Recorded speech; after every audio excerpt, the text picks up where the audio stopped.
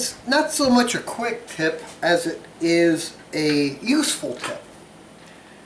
You have a guitar, somebody likes a certain neck. So how can you make a set of templates to match what he wants? First off, you're going to have to be able to take a few measurements. I don't care what you use. I use 1, 6, and 10. By that I mean I'm going to go to the first fret and I'm going to measure how thick it is at the first fret. This happens to be 8/15. Then I'm going to go to number 6, which is right here. And now I'm at 8/30, so I can write that down. Then I'm going to come down to 10, and I can measure right here, and now we're at 9:30 again. So that's not quite right, 9:30. Yep, 8:30. That makes sense. 8:20. 8:30.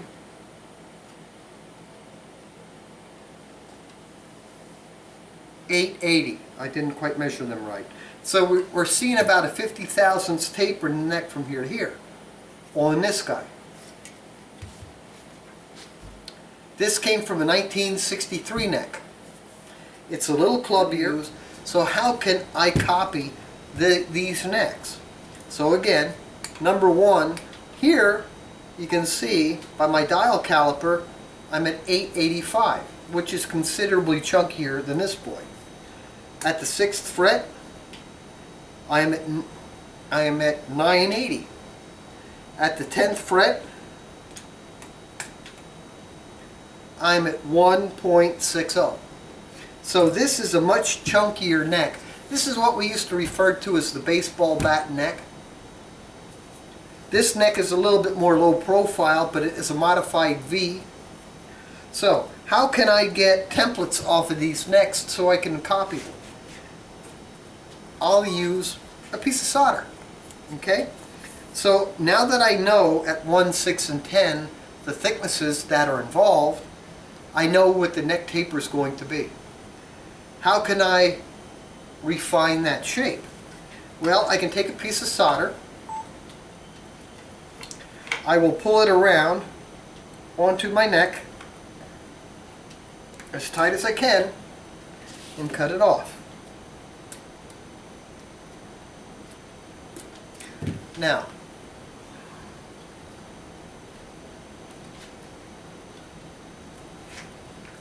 so you can see I've taken that piece of solder, twisted it around the neck.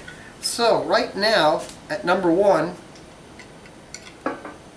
that's number 1 of the modified V. That is the top, that's the spine, and you can actually kind of see what that shape looks like. So that's number 1.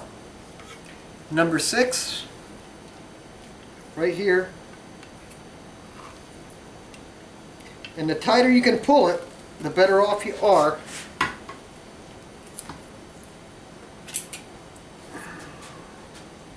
That gets a reasonable... Now, are you going to get a perfect shape? Maybe not. But you should get reasonably close. Here's number 6. And I can pop that off. But you can definitely see the V. Okay, you can see the spline of the V. Now I'm going to do number 10.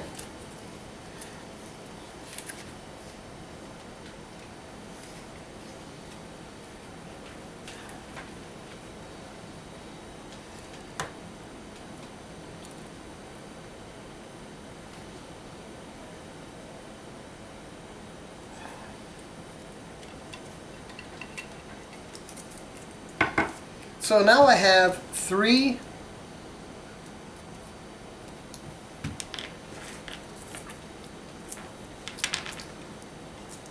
basic templates at 1, 6, and 10.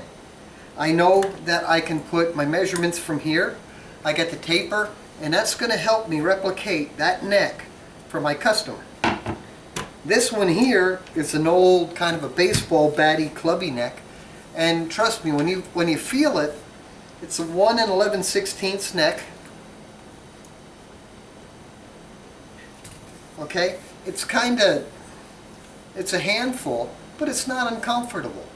And we all have our favorites. I don't care who you are, we all have our favorites. So, now here we go.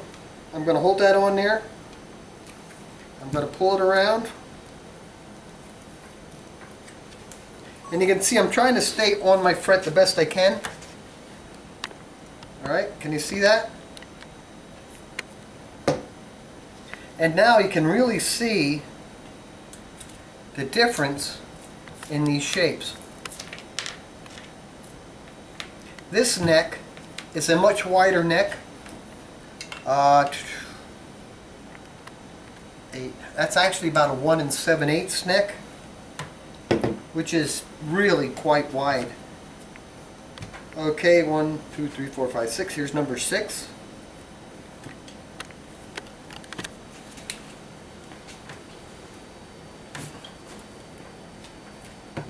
And you can see that this neck is a much more rounded shape than this one.